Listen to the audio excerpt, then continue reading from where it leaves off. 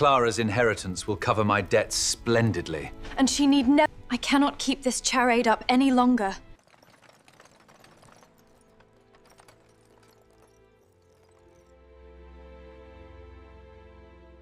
He told everyone she meant nothing to him, then she walked away without a word. The chair was still warm. That was the thing that undid him. Not the empty wardrobe. Not the missing traveling case. Not the letter on the dressing table that turned out not to be a letter at all but a single line on a single page that said nothing except what it needed to say. The chair by the window where she read every morning, the one she had pulled 3 feet from its original position on her second day at Hartwell and never returned to its place because the light was better where she had moved it, that chair was still warm when he put his hand on the arm. She had been sitting in it an hour ago. She had been sitting in it while he was in his study telling Cavendish that she was an arrangement and nothing more and that the marriage served its function and that warmth was not a requirement of the contract. He had said all of this with the specific easy confidence of a man who believes the words are accurate because they were accurate once, before the person they described became a person to him, which happened so gradually and so completely that he had missed the precise moment it occurred and had continued saying the old words long after they had become untrue. The chair was warm. She was not in it. He stood in the empty room for a long time. Then he read the single line on the single page. It said, "I believed you. I am sorry it took me this long." And that was when he understood what he had done. Stay with me. Because this story begins 6 months before that morning, in a drawing room in autumn, with a woman he had not yet learned to see, and a man who was saying things he would spend the rest of his life trying to take back. Welcome to Regent Hearts. Every story here is the kind that stays with you after it ends. Subscribe before we go any further. Hit the bell. Now let us begin. Her name was Clara Ashton. She arrived at Hartwell Hall on the 14th of October in a carriage that had seen better decades and a traveling coat the color of autumn mud that she had chosen entirely for practicality and not at all for first impressions, because Clara Ashton had spent 23 years making decisions based on what was true and functional and had never been entirely comfortable with the performance of a rival. Her father had arranged the marriage in August. She had found out about it in September. She had been given 3 weeks to object and had not objected, not because she had no objections but because the objections were personal and the need was structural. Her family's financial situation was the kind that had moved past difficult into permanent. Her younger sisters were 17 and 15. The marriage was the mechanism by which the 17-year-old would have a season and the 15-year-old would have a future. Clara had looked at these facts for 3 weeks. Then she had packed the mud-colored coat. She had one close friend, Harriet Voss, a magistrate's daughter who had the specific quality of someone raised to think clearly about difficult things and who had held Clara's hand in the carriage on the way to the station and said, "You are the bravest person I know." Clara had said, "I am making a practical decision." Harriet had said, "That is not mutually exclusive with brave." The carriage pulled through the gates of Hartwell Hall and Clara looked at the house and thought, "I can work with this." Not because the house was welcoming. It was not. It was the kind of beautiful that had forgotten it was supposed to make people feel something. But it was solid. The foundations were good. The bones were honest. She understood buildings the way she understood people, through their structure, not their surface. She was a woman who fixed things. She had been fixing things since she was 12 years old. She fixed her father's accounts and her mother's social disasters and her sister Nell's tendency to make promises she could not keep. She fixed things not because she had been asked to but because she could see the problem clearly and the absence of a solution was more uncomfortable to her than the work of providing one. She had told herself she could fix this too. She had not yet met her husband. The Duke of Hartwell was not what Clara had been told. She had been told, "He is formal. Efficient. Not cruel but not warm. A man who understands duty and has organized his life around it." What she found in the study on her first evening, when Gerald the butler showed her in for the formal introduction that her husband had apparently decided to conduct in his working space surrounded by estate papers, was a man of 31 who was handsome in a way he seemed completely unaware of, who stood when she entered and said her name in a way that suggested he had been practicing it, which she found unexpectedly touching. Edward Ashford. Duke of Hartwell. Dark-haired. The jaw of someone who kept things inside. Eyes that were looking at her with the specific expression of a man assessing a situation he was uncertain how to categorize. He offered her tea. She sat in the chair across from his desk and looked at the estate papers organized in 3 precise stacks and said, "Your drainage situation in the North Fields is going to cost you significantly if you leave it past November." He stared at her. She said, "I read the tenancy reports on the journey. Gerald was kind enough to have them in the library. The pattern in the western parcels is consistent with subsoil compaction. If you do not address it before the winter rains, it will affect the spring yields and from there it compounds." He continued to look at her with the specific expression of a man whose expected version of this conversation had just been replaced by something else entirely. Then he turned the nearest paper stack around and said, "Show me." She showed him. They talked about the North Fields for 40 minutes. Then Gerald came to inform them that dinner was ready, and they both looked up from the papers with the specific expression of people who have forgotten that time had been passing. That was the first evening. She loved him by November. She knew it the way she knew most things, through accumulated evidence rather than sudden revelation. The evidence was, she thought about what he had said yesterday in the middle of unrelated tasks. She chose her dress in the morning with a frequency and specificity that she had not previously applied to dress selection. She found herself sitting slightly forward during conversations in a way that was not her usual posture. She noticed the way he moved through rooms and filed it under things she noticed, which was a category that had been growing steadily since October. She did not say any of this. Not because she was afraid of being wrong, but because she was afraid of being right at the wrong time. He was careful with her. Precise. Respectful in the specific way of a man who has decided to treat an arrangement with dignity. But there was nothing in his behavior that suggested the evidence was accumulating on his side as well. She was practical about this. She was also, in the privacy of her own room with the door closed, not entirely practical about it. She wrote to Harriet in December, "I have made an error." Not a practical error. The other kind. Harriet wrote back, "Oh Clara." Clara wrote back, "I know." Harriet wrote back, "What are you going to do?" Clara wrote back, "Continue. What else is there?" She managed the North Fields. She reorganized the household accounts and found 3 separate inefficiencies that were collectively significant. She spoke to every tenant family on the estate by the end of November, learning their names and their situations with the specific attention she gave to things that mattered, and by December the staff had begun to look at her when she entered a room with the expression of people who have decided someone is real. Edward noticed. She could see him noticing. Could see the specific quality of his attention shifting from the assessing attention of the first weeks into something else, something more continuous, something that had not been switched off at the end of the assessment period but had kept running. But he said nothing. And in the drawing room on the 14th of December, with Lord Cavendish sitting in the good chair and brandy on the table and the fire low, she heard the door was not quite fully closed and the voices carrying clearly, and she heard her husband say, in the easy confident tone of a man stating something he believed to be accurate, "The marriage is an arrangement. She is adequate for the position. I require an heir and a household properly managed. Beyond that I have no particular interest in the matter." 3 sentences. Delivered to Lord Cavendish with the specific comfortable ease of a man who has no idea that the door is not fully closed and that the woman he is describing is standing 4 feet away in the corridor with a book she was bringing to return to the library. Clara stood in the corridor. She held the book.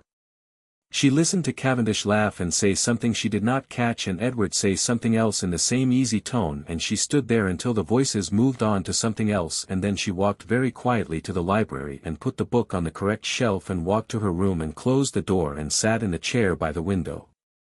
She did not cry. Crying was for situations where the information was surprising. This was not surprising. This was confirming. This was the evidence she had been carefully not gathering, because not gathering it was how she had managed to keep the hope alive, and now the hope had been given clear and specific information and the hope was making adjustments accordingly. She sat in the chair. She thought for a long time.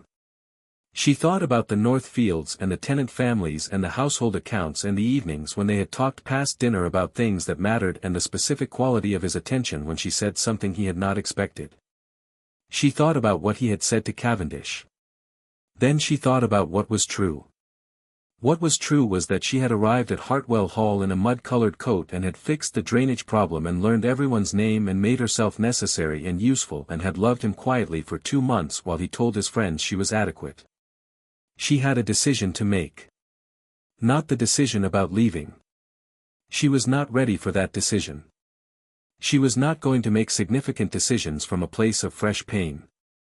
That was a rule she had kept since she was 12 years old and it had served her well. The decision was whether to tell him what she had heard. She thought about this until the fire went low. Then she decided, not yet. She would watch. She would give the evidence time to develop in one direction or the other. She would be honest with herself about what the evidence showed. And when she had enough, when she was certain in the way she needed to be certain, she would make the larger decision. She went to bed. She slept. She was, above all, practical. January arrived without ceremony. Clara had decided to watch and so she watched. She watched with the same specific precision she brought to estate accounts and drainage reports and tenant situations, not looking for evidence to confirm what she feared, but looking for the thing that was actually there. What was actually there was complicated. Edward after Cavendish's visit was different in ways she was not certain he was aware of himself. He came to dinner and stayed later. He asked her questions about the tenant families with the genuine specific interest of someone who wanted to understand rather than simply be informed. He appeared in doorways where she was working more frequently, with less obvious purpose, and stood there longer than the purpose required. One evening in January she was sitting by the fire in the library with the account book spread across her lap and she looked up to find him standing in the doorway looking at her with an expression she had catalogued over 3 months of careful observation and could not categorize. She looked back at him directly. He did not look away. He came in and sat in the chair across from her and did not bring anything to work on. He simply sat there. They talked about nothing specific and everything important for 2 hours until the fire went low and she gathered her papers and said good night and left him sitting in the library in the dark. She lay in her bed that night and added this to the evidence. Then she added, in the column she kept for honesty, this is not enough. This is not a man who has changed. This is a man who is interested in proximity. Those are not the same thing. February. She had rebuilt the kitchen garden's yield schedule in a way that would save the estate significant cost across 2 growing seasons. She had settled a boundary dispute between 2 tenant families that had been running for 4 years. She had organized the spring accounts into a format that made the steward's quarterly reports 30% more efficient. She had done all of this without being asked and without announcing it and without requiring acknowledgement. Edward acknowledged it anyway. Specifically and repeatedly. He told her, at dinner one evening in February, that the estate had not been managed this way since his mother, and that she had transformed things in 4 months that he had been watching deteriorate for years, and that he did not know how to express what that meant adequately. She heard the word adequately and felt it like a small stone in her chest and smiled and said, I am glad it is useful. He looked at her when she said it. A long look. The kind that suggested something in the sentence had landed differently than she had intended. He said, you are more than useful, Clara. She held his gaze. She said, yes. I know. She watched him understand that she was saying something he did not have the full context for. She watched him decide whether to ask. She watched him decide against it. She went to bed. She added to the evidence. March. Cavendish visited again. She heard about it from Gerald, who mentioned it in passing while reviewing the week's household schedule. She noted the information. She noted it specifically. Cavendish, who had been the audience for the December conversation, was returning. She did not go near the study. She went to the kitchen garden. She stayed there for 3 hours working until the cold in her fingers became significant, and then she went inside and changed and sat in the chair by the window of her room, the chair she had moved on her second day, the one where the light was better, and she opened the letter from Harriet that had arrived that morning and had not yet been read. Harriet had written, "How are you?"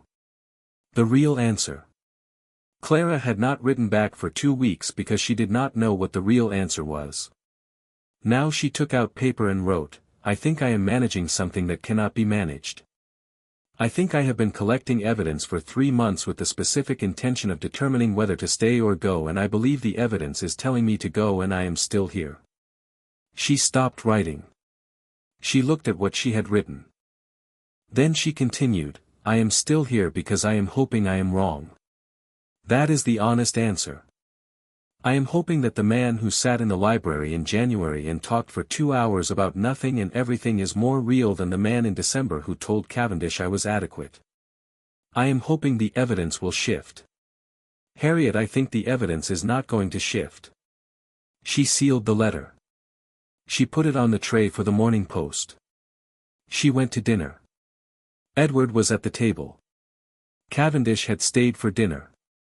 Cavendish sat in the good chair at Edward's right and talked about the London season and the political situation and the hunting that had been excellent at his brother's estate, and Clara sat at the far end of the table and ate and contributed the correct amount to the conversation and watched Edward. He laughed at something Cavendish said. The specific laugh of a man among friends, comfortable and unguarded, the laugh he produced with the people he had known for years. Clara had heard it in the library in January. She had told herself it was progress. She had told herself it meant something. Cavendish glanced at her down the length of the table. A quick glance. The glance of a man checking whether the person at the other end of the table is listening or not. Then he said something to Edward that she could not hear clearly. Edward's response was brief. 2 words. He was not looking at Cavendish when he said them. He was looking at his glass. But Cavendish heard them and laughed, the laugh of a man confirming something he already knew. Clara looked at her plate. She was not certain what had been said. She had not heard it clearly. But Cavendish's laugh was the same laugh as December. The same easy, comfortable laugh of a man hearing something that confirmed his existing understanding of a situation. She was not certain. But she had been collecting evidence for 3 months. And the evidence was very clear about what that laugh meant. April arrived. Clara had made no decision. She was still watching. Still collecting. Still applying the discipline she had applied since she was 12 years old. Do not decide from fresh pain, do not decide from hope, decide from what is true when you can see it clearly. What she could see clearly in April was this. Edward was present with her in ways he had not been in October. He sought her out. He brought things to show her. He talked to her about the estate and about things that were not the estate, and he stayed in whatever room she was in longer than he needed to. He had moved his chair in the library closer to hers by approximately 2 feet over the course of 3 months, which she did not think he had noticed doing. He had not said anything that constituted a change from December. He had not told Cavendish he was wrong. He had not come to her and said, "I said something inadequate and untrue in December and I need you to know it is no longer what I believe." He had simply started showing her, in the accumulated daily evidence of his behavior, that the December words were becoming less true every week. But he had not said it. And the gap between what he was showing and what he had said, the gap between the behavior and the words, was the specific gap that Clara had been trained since childhood to read carefully. Men did not always know when their own words had expired. Sometimes they needed to be shown. One evening in April she was in the library when he came in and sat across from her and looked at her with the full specific attention she had catalogued and said, "You are different lately." She closed her book. She said, "In what way?" He said, "Quieter.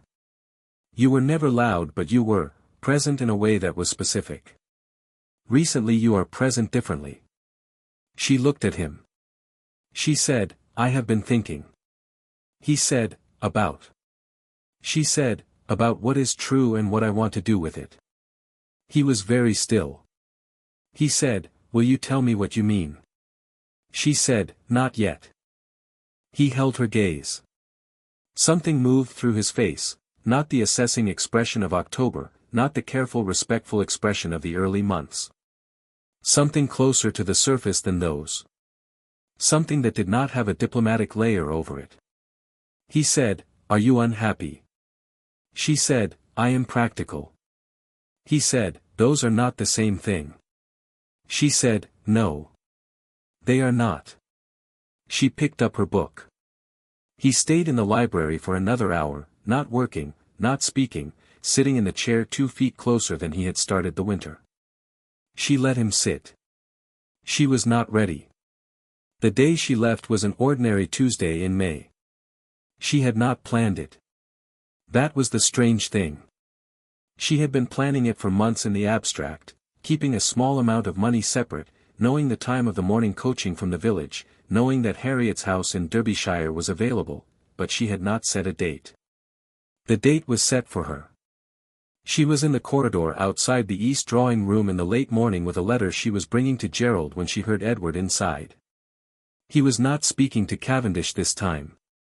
The voice on the other side was a woman, Lady Pemberton, who had been coming to Hartwell increasingly since February and whose relationship with Edward Clara had catalogued with the same precision she applied to everything else and had filed under, unknown, requires more evidence. The door was not fully closed. She heard Lady Pemberton's voice, warm and familiar, saying, but surely by now you feel something more than obligation. And she heard Edward's pause. A pause of the specific length that means the person is measuring something. Deciding how much is safe to say. And then she heard him say, quietly, with a quality in his voice she had not heard before, a tenderness that was real, she is not what I expected. But I do not know how to reach her. A pause. Lady Pemberton, then reach her. Edward, she does not need reaching. She manages everything. She requires nothing from anyone. She is the most self-sufficient person I have ever encountered. Clara stood in the corridor. She stood there for a long time. He was not wrong. She was self-sufficient. She had spent her entire life being self-sufficient because being self-sufficient was the mechanism by which she had survived everything she had survived. She had arrived at Hartwell Hall and been self-sufficient at his drainage problems and his tenant disputes and his household accounts, and she had managed her own feelings for 6 months with the same competence she applied to everything else, and she had never once given him the specific opening that would have told him that reaching was possible. She had not given him the opening because in December he had told Cavendish she was adequate. And she had never told him she heard. And he had spent 5 months trying to show her something different without knowing she was waiting for him to say it. She stood in the corridor with the letter in her hand and understood, with the specific clear precision of someone who has been collecting evidence long enough, that this was not a simple situation. This was 2 people who were both, in their own specific ways, being completely honest and completely unable to reach each other. He had said she was adequate in December because he had not yet understood what she was. He had spent 5 months learning. He had not said the learning out loud because he was a man who showed things through behavior and trusted that behavior was enough. She had heard the December words and had been waiting for him to say something different. She had not told him she was waiting. She had managed her wound with such efficiency that he could not see it. They had been completely honest with each other and completely invisible to each other simultaneously. She understood all of this. And then she heard Lady Pemberton say, gently, in the specific tone of someone saying something kind that is also devastating, if she does not need you, Edward, perhaps the question is whether you need her. And she heard Edward say nothing. And the nothing was the specific nothing of a man who has been asked a question he knows the answer to and is not ready to say it aloud. Clara walked to her room. She set the letter on the desk. She sat in the chair by the window. She thought for a long time. She thought about the chair being moved on her second day. The North Fields. The library in January. The 2 feet. The letter to Harriet that said the evidence is not going to shift. The way he said her name in October as if he had been practicing it. She thought about what he had said to Cavendish. She thought about what he had said to Lady Pemberton just now. Not I do not feel obligation. Not she is adequate. She is not what I expected. I do not know how to reach her. She thought about how those were two different things. She thought about how she had given him no path between them. She thought about the specific cost of being self-sufficient for 23 years. The specific cost of managing everything.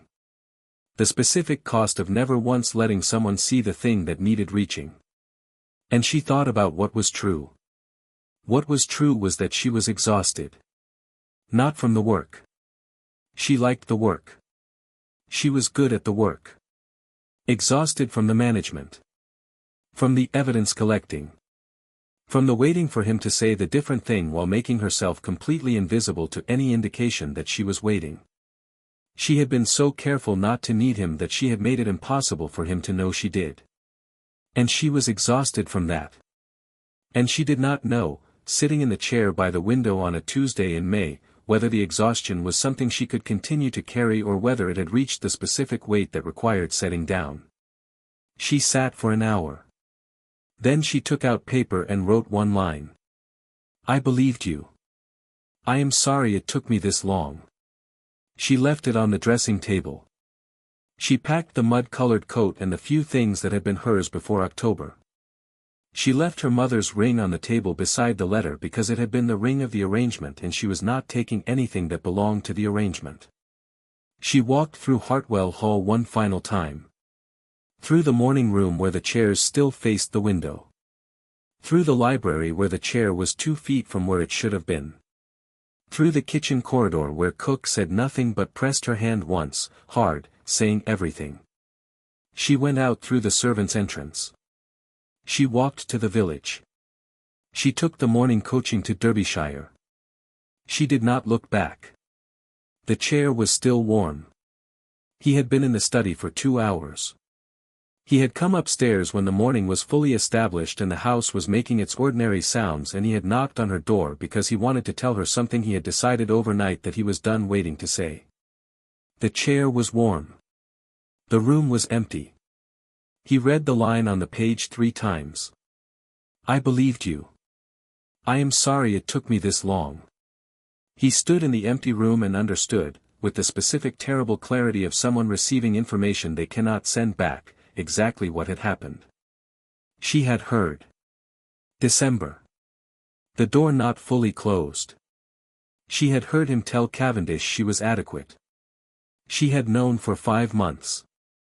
And she had said nothing and done nothing and fixed the north fields and organized the accounts and sat in the library in January and talked past midnight and let him move his chair 2 feet closer and never once given him the opening he had been looking for because she had heard him say she was nothing and she had been waiting for him to say she was something and he had been showing it without saying it and she had needed him to say it and neither of them had known that the other one needed the exact thing the other one was withholding. He stood in the room. The chair was still warm. He was a man who had spent 31 years expressing things through behavior and trusting that behavior was sufficient.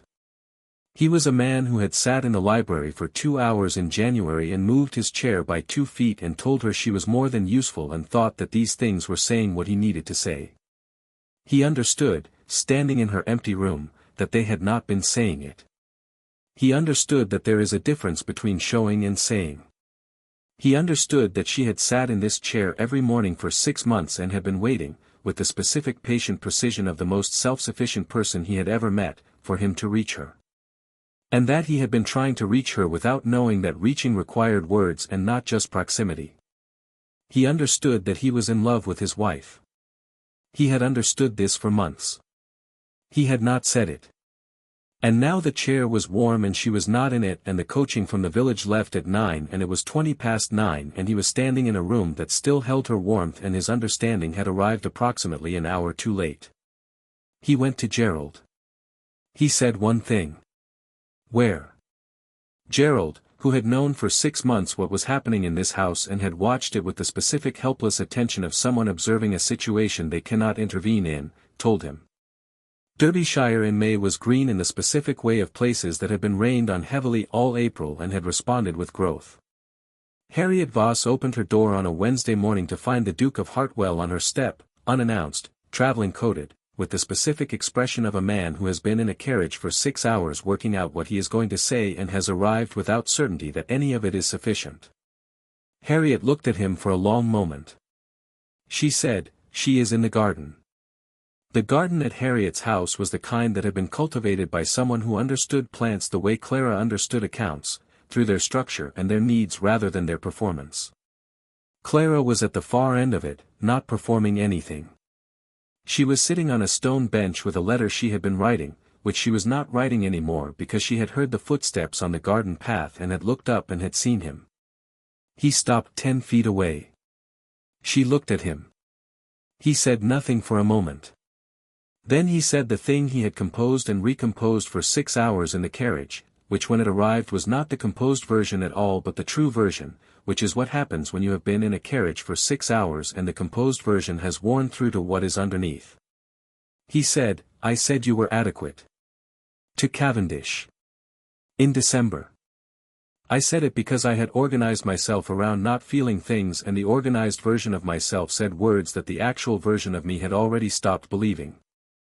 I have been trying to show you for 5 months that the December words were wrong and I did not understand that showing without saying is not the same as saying and I have been in a carriage since before dawn understanding that specific distinction for the first time. She looked at him across the 10 feet. He said, "You fixed the North Fields in your first month. You learned every tenant family's name before November. You reorganized the accounts in a way that will benefit the estate for 20 years. You moved your chair because the light was better and you never moved it back. You talked with me in the library until the fire went low and you never once told me that you needed anything from me because you have spent your entire life being the person who provides rather than requires." She was completely still. He said, "I need you to know that I require you to need something from me. I need you to know that adequate is a word I said before I understood who you were and that it is the most inaccurate word I have ever applied to anything. I need you to know that the chair in your room has been moved 2 feet toward the window since your second day and I noticed it in October and I have thought about it every single day since." Something happened in her face. Not the managed expression she had been maintaining since December. The one underneath. The one she had been keeping inside for 6 months with the same competent discipline she applied to everything else. He said, "I am in love with you. I have been in love with you since January when you sat in the library until midnight and talked about the North Fields and the tenant families and the specific structural problems of drainage and you were more alive in that conversation than I have been in a room with anyone in years. I did not say it then because saying it felt like an exposure I was not ready for. I am saying it now because you are sitting on a bench in Derbyshire and you are not where you are supposed to be and I cannot accept that as the ending." The garden was quiet. A bird somewhere in the old oak at the far wall. The light moving through the green the way it did in May. Clara held the letter she had not been writing. She said, very carefully, "You told Cavendish I was adequate." He said, "Yes." She said, "You told him the marriage served its function and you had no particular interest beyond that." He said, "Yes." She said, "And you meant it when you said it." He said, "I meant the organized version of myself that had not yet understood what I was saying it about. I did not mean the actual version. The actual version had already started understanding in October when you sat across from my estate papers and told me about the drainage problem without being asked." She looked at him. She said, "I heard you in December and I decided to collect evidence. To watch. To see if the words were true or if something else was true. I collected evidence for 5 months and I kept coming back to December and I kept waiting for you to say something that would override it and you kept showing me things instead of saying them and I am a woman who needs words to confirm evidence because showing without saying is not evidence, it is data, and data without confirmation is just pattern." He took a step closer. He said, "I understand that now." She said, "You cannot take back what you said to Cavendish." He said, "No. I cannot." She said, "And the next time you have occasion to describe me to someone you will say something different." It was not a question. He said, I will say that she is the most structurally precise and completely essential person I have encountered. I will say that she moved her chair on her second day because the light was better and she was correct about the light. I will say that she fixed 5 years of problems in 4 months and did not require acknowledgement for any of them, and that the only thing she required that I failed to provide was the specific confirmation that I understood who she was. He had closed the 10 feet to approximately 3. She said, You drove through the night. He said, I was in the carriage at 7:30. Gerald told me which way the coaching goes. She said, You have been composing speeches for 6 hours. He said, they were considerably more formal in the carriage. They have been wearing through since the Derbyshire border. Something happened at the corner of her mouth. Not quite a smile. The specific movement of a face remembering how to move in a direction it has been withholding for a long time. She said, The chair is still in the right place. He said, Yes. She said, For the light. He said, Yes. She said, I need you to understand that I will never stop fixing things. That is not a quality I can manage away. It is structural. He said, I know. I am counting on it. She said, and when you have occasion to describe me, to Cavendish or anyone else, adequate is not available anymore. He said, No. It is not. She looked at the letter in her lap. Then she put it aside. She said, Sit down. He sat. Not in a chair brought from the house. On the bench beside her, because she was sitting on the bench and beside her was where he needed to be. She said, Tell me what the actual version of yourself has understood since October. All of it. In words. Not behavior. Words. He sat beside her in the May garden with the green pressing in from all directions, and he told her. He told her about October and the drainage papers and the specific quality of her attention when she was engaged with something real. He told her about November and learning every tenant's name and the way the household had changed in the specific way that a house changes when someone who is genuinely present begins inhabiting it. He told her about December and what he had said and the specific cowardice of it, not malice, cowardice, the words of a man who had been protecting himself from the exposure of wanting something by insisting he did not want it. He told her about January and the library and the fire going low and moving his chair. He told her about February and March and April and the specific accumulation of understanding that had been building towards something he had not said out loud because saying it required the specific exposure he had been organizing his life around avoiding. He told her all of it. In words. She listened with the complete specific attention she gave to things that mattered. She did not manage the listening. She did not process it at a careful distance. She let it be the size it was.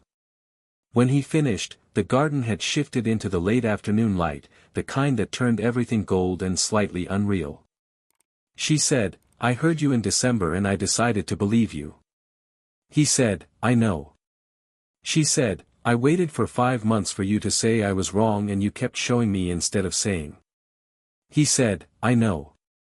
I am sorry. She said, I left because I was exhausted. Not from the work. From the managing. From being so competent at everything including my own feelings that I made it impossible for you to reach me. He said, I was not very good at reaching. I trusted proximity. She said, proximity is not the same as presence. He said, I understand that now. She said, in words. He said, yes. In words. She looked at him sitting beside her on the bench in the May garden of her friend's house in Derbyshire with the specific expression of a man who has arrived somewhere after a significant journey and has brought everything he needed and left behind everything he did not. She said, I want to go home. He said, yes. She said, not to an arrangement. He said, no. She said, and the next time you have occasion to speak about me to anyone the first word will not be adequate. He said, the first word will be mine. She looked at him. He said, if that is acceptable to you. She said, ask me properly. He reached into his coat. He produced her mother's ring, which he had taken from the dressing table, which he had been carrying in his pocket for 6 hours in the carriage. He said, "Come home." Not as an arrangement. Not as a function. As the woman who moved her chair on the second day because the light was better and who was right about the light and right about the drainage and right about everything she has been right about since October. As my wife. Actually. In every specific word of what that means. She looked at the ring. She looked at him. She said, "You drove 6 hours." He said, "I would drive 6 more." She took the ring. She put it on herself, without ceremony, the way she did everything, practically and without performance. He watched her do it. She said, "We are going to have a conversation about December that is not finished yet." He said, "I know." She said, "You are going to have to say things I already know because I need to hear them said." He said, "I understand." She said, "And you are going to have to keep saying them because I have 23 years of self-sufficiency that does not dissolve in one afternoon." He said, "I have been in a carriage for 6 hours understanding exactly that. I am prepared." She stood up. She held out her hand. He took it. They walked through Harriet's garden toward the house where Harriet was visible through the kitchen window pretending very hard to be making tea and not watching everything. Clara said, "Harriet is going to be insufferable about this." He said, "She sounds like she earned it." Clara said, "She did." He said, "Clara." She said, "Yes." He said, "I should have said it in October." She said, "Yes. You should have." He said, "I am sorry it took this long." She looked at him. She said, "I am sorry I made it impossible to find me." He said, "You did not make it impossible. You made it specific. There is a difference." She said, "That is the most accurate thing you have said." He said, "I have been composing it since the Derbyshire border." She said, "It landed." He said, "Good." She pushed open the kitchen door. Harriet turned from the stove with a kettle in her hand and an expression of someone who has been hoping for a specific outcome and has received it and is going to be insufferable about it for years. Clara said, "We are going home in the morning." Harriet put the kettle down and hugged her without saying a word. Over Clara's shoulder, she looked at Edward. He said, quietly, "Thank you for telling me where." Harriet said, "She fixed your North Fields in a month. You were always going to come after her." He said, "Yes. I was." That night Clara sat in the chair in Harriet's guest room, a different chair, not the one from Hartwell, not the one she had moved on her second day, and wrote to her sister Nell. She wrote, "I am coming home. Not to a function. To a marriage. I will explain the difference when I see you. It involves a drainage problem and a library and 6 months of evidence and a man who drove through the night and said the right thing in the wrong garden at the correct time." She sealed the letter. She put it on the tray for the morning post. She went to sleep. She slept without managing anything. It was, she thought in the last moment before sleep arrived, the most completely herself she had felt since the mud-colored coat and the carriage and the gates she had driven through in October, thinking, "I can work with this." She had been right. She had worked with it. She had fixed the drainage problem and the accounts and the tenant disputes and the specific structural failure of a man who had been showing without saying for 31 years. It had taken 6 months. She thought that was reasonably efficient. They arrived back at Hartwell Hall on a Thursday morning. The carriage came through the gates in the early light and Clara looked at the house through the window. The towers, the gardens, the bones of it that she had understood on the first day were honest even if the surface had forgotten how to be warm. Edward sat beside her. Not across. Beside. She said, "The morning room chairs still face the window." He said, "Yes. I would not have moved them." She said, "Good." Gerald was at the entrance. The staff were not lined up in the formal arrangement of October.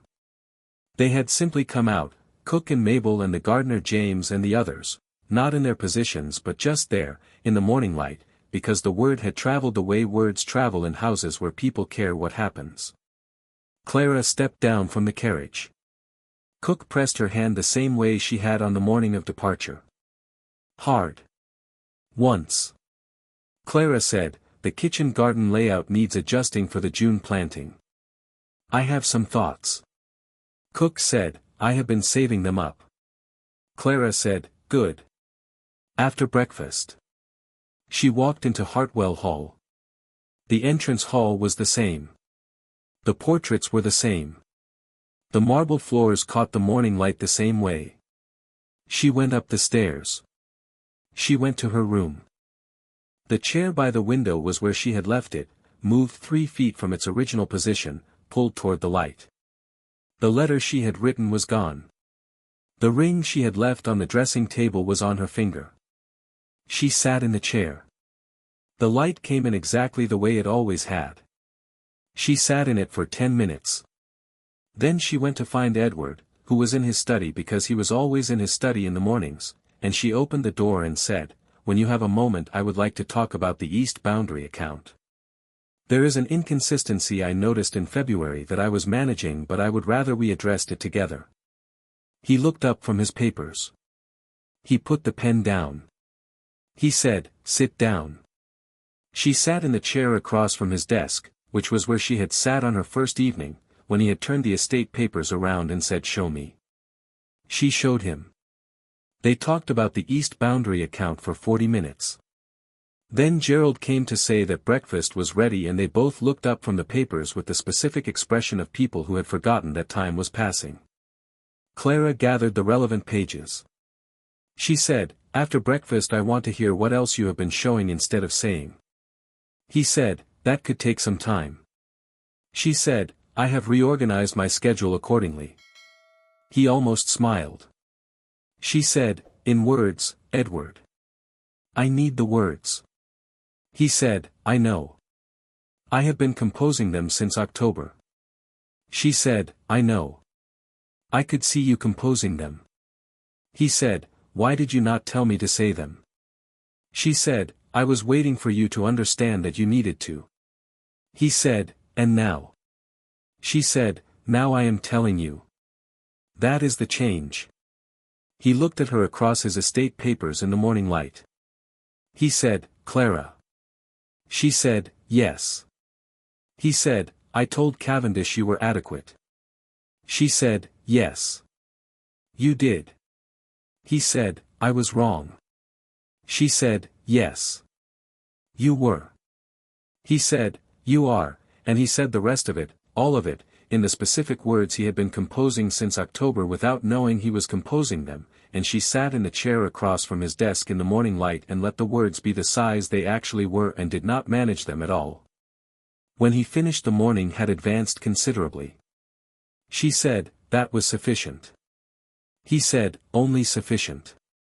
She said, it was more than sufficient. I said sufficient because adequate is not available anymore. He understood what she meant. He said, come here.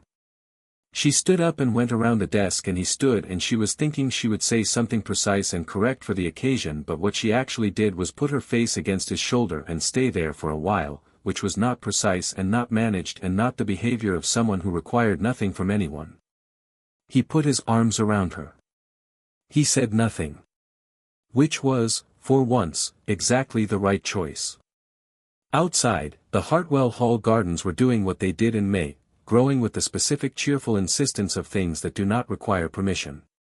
The north fields were draining correctly. The tenant families were well. The accounts were in order.